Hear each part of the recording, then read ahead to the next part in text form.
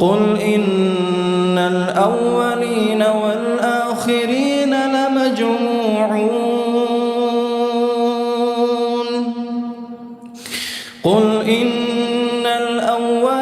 والآخرين لمجموعون إلى ميقات يوم معلوم قل إن الأولين والآخرين لمجموعون إلى ميقات يوم معلوم ثم إنكم أيها الضالون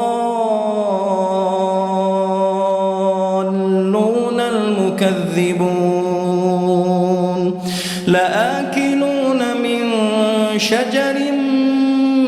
من زقوم فمالئون منها البطون فشاربون عليه من الحميم فشاربون شرب الهيم